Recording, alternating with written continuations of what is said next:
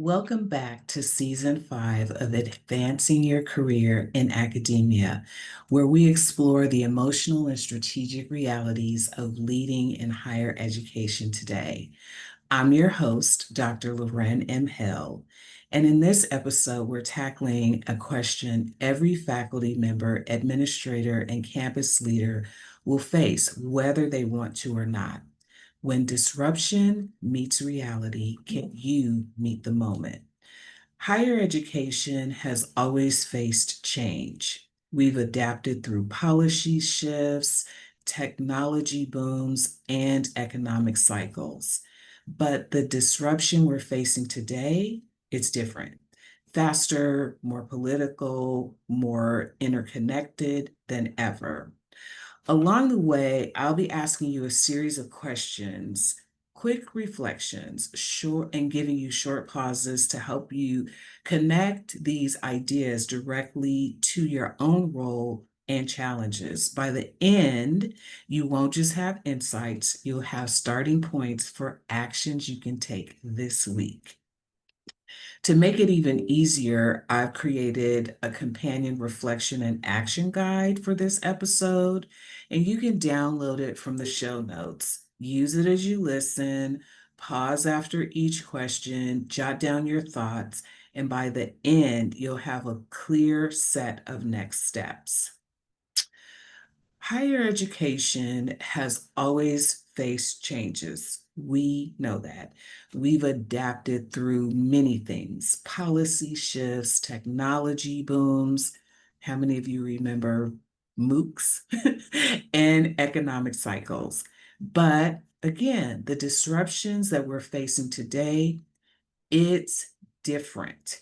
It's faster, driven by technology that reshapes classrooms and campuses in months, not decades, and sometimes even in minutes, not months. It's more political, right? With legislative mandates and ideological pressures altering what can be taught, how, and by whom. Some would say, this isn't anything new, but others might say that today it seems like it's really apparent, right? It's also more interconnected. Global events, demographic shifts, economic instability ripple instantly into enrollment numbers, budgets, and faculty morale. These forces aren't politely taking turns, they're converging. Political interventions, demographic transformations, AI adoptions, cultural divides, all at once. Here's your first reflection. Which of these forces, political, technological, or cultural, has most impacted your work this last year? Just take a second and name it to yourself. And remember, this episode isn't about what your institution will do. It's about you, your readiness, adaptability, and willingness to lead in the middle of uncertainty. And I would say now more than ever, being ready for uncertainty. If it hasn't already hit your institution, it's probably coming. And if it's already hit your institution, there are things that you still can do to sort of lead in the midst of what's going on. So again, the truth of the matter is the reason that we want to be thinking about this is that the success of your institution depends on the people inside. And that means it depends on you. Now, let's start with what's changed about change itself. Some leaders still talk about getting through this next wave of changes, and I've heard that for years and years. But the truth is, this isn't a wave, it's a tide, right? Legislative mandates, curriculum restrictions, and tenure changes aren't hypotheticals, they're here, shaping our daily work. The enrollment cliff is not just a chart. It's empty seats in the classroom. And I was talking to someone, one of my colleagues recently, and they were saying that their institution is sound. They're not, their enrollment is, as good as it was before the pandemic. And I was happy for them, but that's not everybody's reality. So again, there are things that might be happening at your institution that are different at other places. But I always say be prepared for change, because also whether the enrollment numbers are good, great, fantastic, they can change at any time. And depending on which department you're in, maybe your department needs some support now. Maybe it's been fine all along. But you just want to be mindful and be prepared that anything could happen, right? So the next area is, we talked about enrollment in the clip, but AI is transforming not only how students learn, but what they expect from the learning experience and from us as educators and leaders. So as I mentioned before, enrollments can change. Earlier, I mentioned MOOCs. Some of us has been around long enough to remember those. And believe me, MOOCs had an impact on enrollment. Things were able to sort of rebound from that, but MOOCs came and went. But this type of AI and technology and interaction is really here to stay. So we need to be mindful and we need to be responsive. So here's your next reflection. If disruption is the weather, not the storm, how does that change the way you lead? So, how do you thrive when everything feels uncertain? Frankly, it starts with role clarity.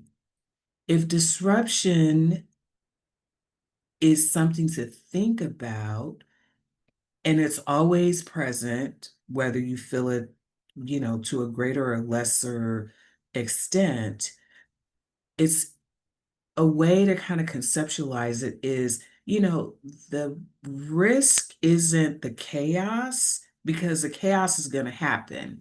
It's hesitation. And I've been in rooms and situations where there's a disruptor and people are, sitting around trying to figure out what to do. And then other people are like, oh, just let it pass. But I think of the two, like, what should we do? Kind of try to strategize, problem solve versus, oh, just let it pass, or we've got time to figure it out. I'd rather be in the camp that's strategizing, right?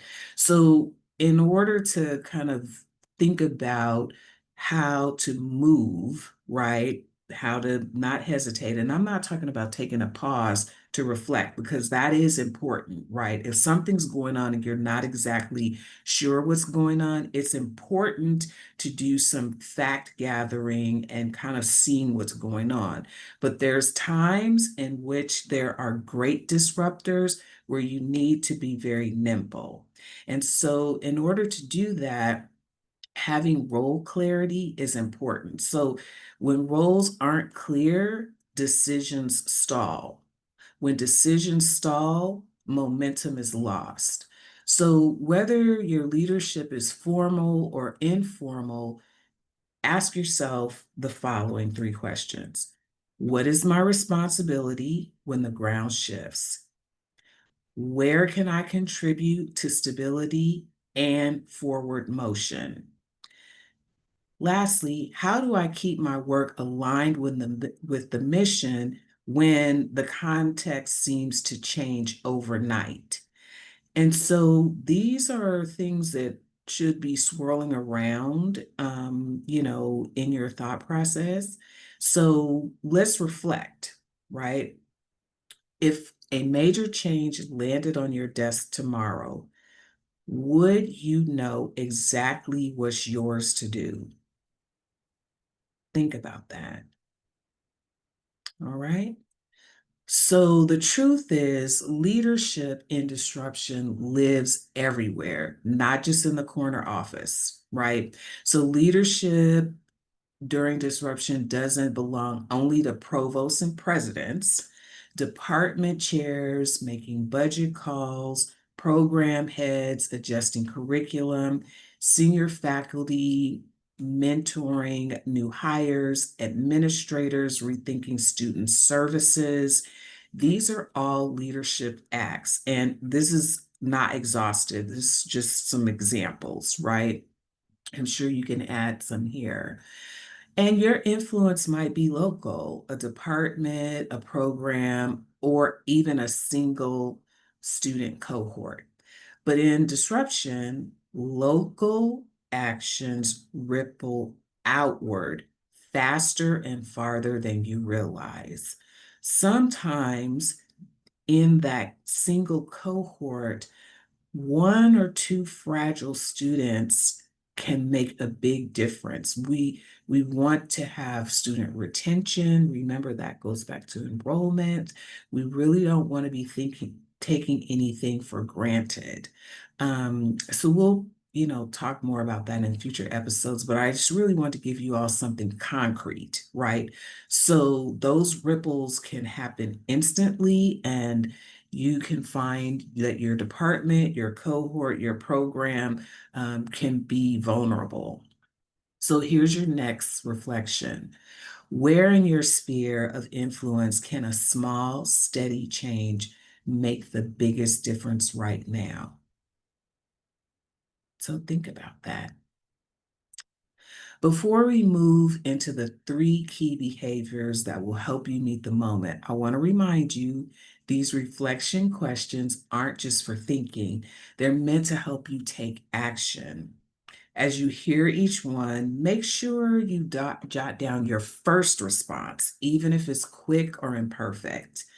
By the end of the episode, you'll have a set of ideas you can immediately start putting into place. And the reason I say, like, your first response is don't overthink this, right? This is just an exercise to start building up your muscles and your skill sets around being able to function, in the midst of chaos, right? Rather than freezing or hesitating.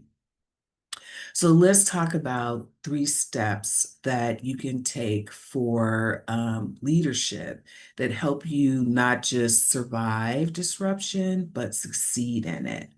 So y'all have heard me talking about in the past, like the difference between surviving and thriving. And some people thrive in disruption, or some people like thrive in chaos, but that's not exactly what I'm talking about here. I'm just talking about all of these things that are going on. How can you weather the weather, if you will, right? So right now, one of the things you can do is stay politically and policy aware, right?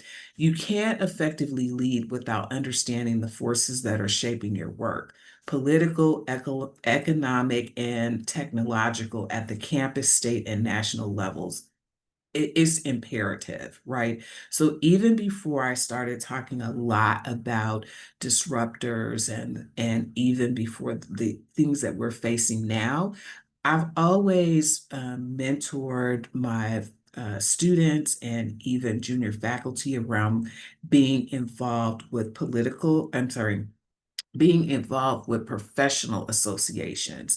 And the reason for that is a lot of times, so what I just mentioned about political, economic, and technological uh, discussions are going on in these professional associations. So it's a way for you to stay connected to your profession and find out what's going on. And you can join these professional associations at the national, state, and local level. And you can also, sort of formally or informally be involved depending on what you can, manage at that time. Because I'm not suggesting that you overwhelm yourself with, being involved in these things. I'm really talking more about being informed. right? So you don't want to be inundated, but you want to be informed. And so the reason that this is important is awareness buys you time, and time is an advantage, right? So here's your next reflection. What's one trusted source you could check weekly to stay ahead of emerging changes? And remember, you don't want to be inundated, but you want to be informed. So a weekly check-in, with one of these areas, maybe the one that you feel is most impacting your work, would be important. And this is also an opportunity where you could probably partner with a colleague so that maybe one or two of you are checking, some of the areas, and they'll give you an opportunity to sort of engage with each other and not necessarily be siloed or wringing your hands in isolation, right? That was just an added one. So the next one is adapt faster to the disruption. So fast change demands faster decision making, not reckless, but streamlined. So harkening back to the first one, is if you're informed and you know what's going on, you are making decisions based on being informed, right? So small steps, right? Here's something that you could consider. Maybe run a small, low-risk experiment, such as teaching differently. What's a new agile approach you could take? Maybe a different workflow, or pilot a program. So doing these things help you build your capacity for bigger shifts when they come, right?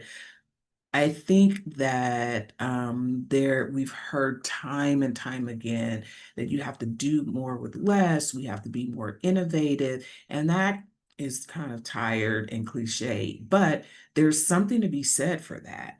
I remember one of the fellowships that I was in, we were tasked with coming up with zero cost programs, right? How can we do something that's really not going to cost the institution anything, and it caused us to think outside of the box? So how could we get, incentives for students? And maybe that was a raffle that somebody got a tablet or something like that, but it didn't cost the institution anything. And we were putting together some of these programs that were for student engagement, helped get the word out that we were doing different things. And some of them were actually, kind of rebooting some things that we just kind of let go of because we had money. And so we were like, oh, we don't need to do that free stuff anymore. But it's worth thinking about, right? Something small, low risk, no money, that just cause you to think, how can we do this differently? So again, the reason for doing this is it helps you with adapting to disruption by being able to put something in very quickly that keeps you engaged and benefits the institution and benefits those that it's serving. So the question to reflect on is, what's one low-risk experiment that you could try in the next month that would help you adapt faster? Now, the third behavior is about communicating with a purpose. In disruption, silence isn't neutral. It really creates a space for fear and misinformation. I'm probably not alone in this, but I've been at institutions where things are going on and it's obvious things are going on, but nobody's saying anything about it, right?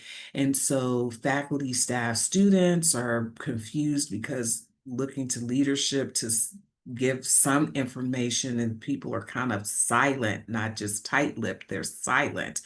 That's not helpful. But having been an administrator, I also know that you have to be mindful about messaging and what communications come out, because you want to present sort of a stable front, or that things are going to be okay. But I've been in institutions where payroll wasn't happening, right?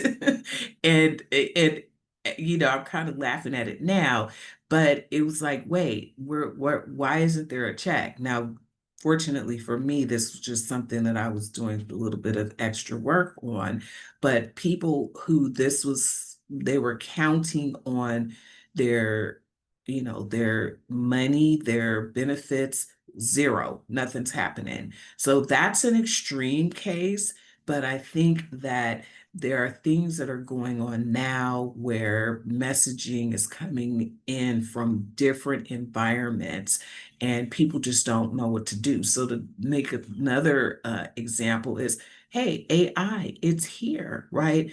I have a colleague now who's at an institution where their communication has been silent on it. And people are like, wait, students are using AI, faculty are using AI, what's going to be the policy? There's another institution that I know that says we're not using AI at all. And I'm like, okay, I don't know if that's reality, but then there's another one that I know of that has embraced it and has said, yes, AI is here and here are the parameters. So effective communication is important when we're talking about disruptors. So remember, purposeful communication means choosing what to share, how often, and so that people trust you as you move forward. So, as you think about this next reflection, who needs to hear from you more regularly right now to feel confident in the work ahead? So, where does that leave us? Disruption is the new constant in higher ed. And those who thrive will see uncertainty as context, not crisis. They'll step fully into their roles within it. So, with that in mind, how about be clear on your role, be agile in your decisions, and be deliberate with your communication. Meeting the moment isn't about surviving change, it's about shaping what comes next. And at the 𝘥𝗟𝗂𝗵𝐷, this is our work, helping leaders understand their role in disruption and succeeding in it, not just surviving it. Before we wrap, here's your final reflection. What's one action you'll take this week to lead more clearly, adapt more quickly, or communicate more purposefully? Look back at your answers to reflect on the questions from this episode. Choose one that feels most urgent or energizing and commit to taking a concrete step toward it in the next 7 days. If you haven't already grabbed the reflection and action guide yet, you'll find it in the link in the show notes. It has all the questions from today's episode in one place, so you can keep working with them and turn your insights into actions this next week. Thanks for listening. If this conversation sparks something for you, share it with a colleague who's navigating these challenges. Join me next time as we explore what it takes to lead with clarity, courage, and purpose, no matter the disruption.